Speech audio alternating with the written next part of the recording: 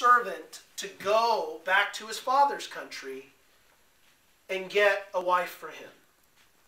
And the issue comes up that if the young lady's not willing to come back, does he take his son back over to this country and, you know, him stay there or something? And Abraham made it very clear, no, we're not going to do that. The other reason for a pattern being developed is what's behind us. God called him out of his whole family's country. He told him to separate himself from his family in Genesis chapter 12. He said, get out of your father's house. Leave everybody behind. They were worshipers of the moon. They were idolaters. They didn't have any respect or reverence for God at all. And God said, come out of there. Separate yourselves from them. I'm going to make you a great nation.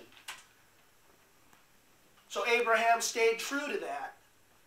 And he said, look, I don't want you to take my son back there. He says, if the young lady decides she doesn't want to come back with you over to where we're at here in Canaan, then you're released from your oath. They were making an oath here.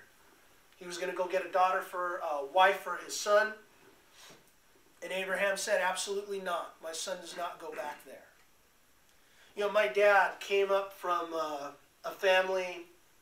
You know, I make a joke, there's good Goveas, there's bad Goveas.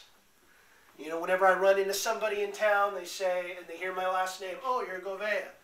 It's always kind of a bittersweet thing, like, oh, great. They know. So they go, well, are you related to so-and-so, the attorney, Govea, or the accountant? I'm like, no. My side of Goveas need an attorney, usually. Or they certainly wouldn't use or pay for an accountant. That's for sure. That's just not our style.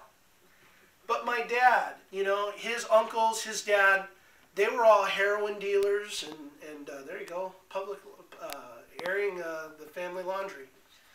They were heroin dealers, they were Mexican mafia, and everybody used to tell my dad, since he was small, you're going to be just like your uncles.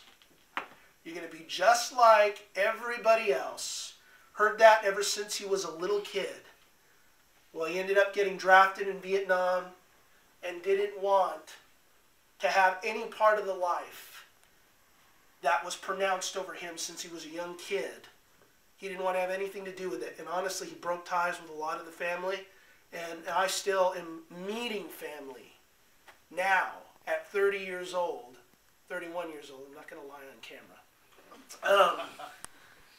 Still meeting family, still meeting people that I never met before. But part of that was because he didn't want to have anything to do with that whole life. And to him, it meant more to break off, make his own way, go his own way, than to be identified with that anymore. And sometimes that's what it takes.